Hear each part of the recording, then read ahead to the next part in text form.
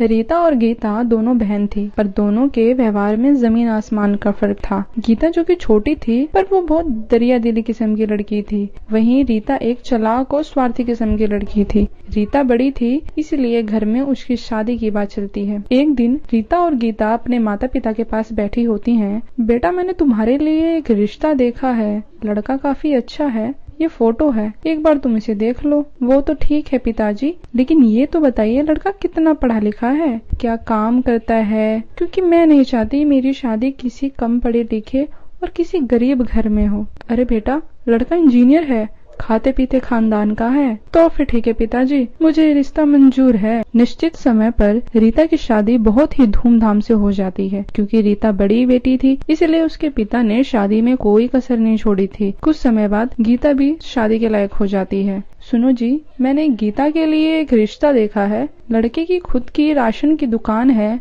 गांव में थोड़ी बहुत जमीन भी है। चाहता तो मैं भी था कि रीता की तरह गीता की भी शादी एक बड़े घर में हो जाए, परंतु पैसे की दिक्कत की वजह से बड़े घर में रिश्ता नहीं कर पाया। इतने में गीता वहाँ आ जाती है। उसने अपने माता पिता की सारी बातें सुन ली होती है। पिताजी, आप चिंता मत करिए, आपने जहाँ मेरे लिए रिश्ता देखा है, मैं शादी वहीं करूँगी। मुझे तो बस आप दोनों का आशीर्वाद चाहिए। गीता की बात सुनकर उसके पिता को थोड़ी तसल्ली होती है। निश्चित समय पर बहुत ही सीधे तरीके से गीता की शादी हो जाती है। गीता के ससुराल में उसकी एक बूढ़ी सास ही होती है, जो कि बीमार होती है, जिस कारण ससुराल में आते ही गीता ने पूरे घर को संभालना शुरू कर दिया। गीता भी घर का काम निपटाकर अपने पति की मदद कराने दुकान पे चली जाती। मिलने पर अपने पति के दुकान पर चली जाती, उसके काम में थोड़ी मदद कराने। उधर रीता की जिंदगी बहुत ही ऐशो आराम से चल रही थी। एक दिन रीता चमचमाती कार में अपने पति के साथ गीता की दुकान पर मिठाई लेके पहुंचती है। गीता, ये मिठाई खा, तेरे जीजा ने 15 लाख की गाड़ी ली है, मैंने सोचा तुझे भी मिठाई खिला दूं। ऐसा कहकर रीता वहाँ से चली जाती है। गीता बहुत ही भोली भाली होती है, वह अपनी बहन की बातों को समझ नहीं पाती, पर गीता का पति बहुत समझदार होता है, वह रीता की कही बातों को समझ जाता है। गीता, तुम्हारी बहन हमें यहाँ मिठाई खिलाने नहीं, बल्कि हमें अपनी कार दिखाकर जलाने आई थी, क्योंकि वह जानती है ना हमारी हैसियत नहीं है कार खरीदने की, इसलिए वह अपनी कार दिखा के हमें जलाने आई थी। नहीं जी, ऐसी कोई बात नहीं है, वह भला हमें क्यों जलाएगी, मैं जानता हूँ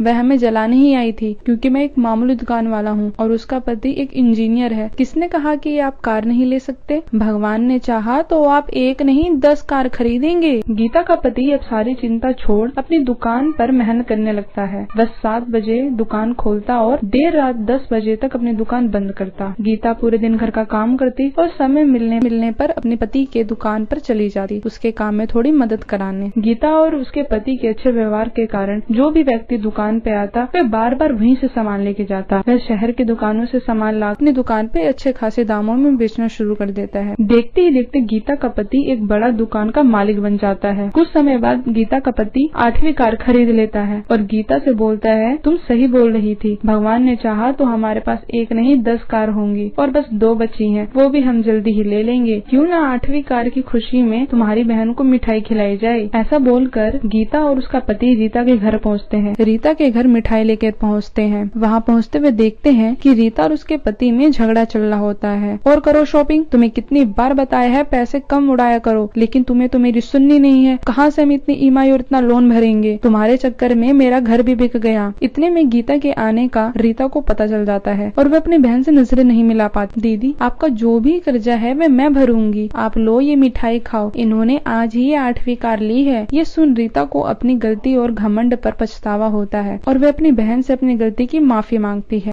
हेलो दोस्तों, ऐसे ही मजेदार वीडियो के लिए मेरे चैनल को सब्सक्राइब करें और वीडियो अच्छी लगे तो वीडियो को लाइक करें।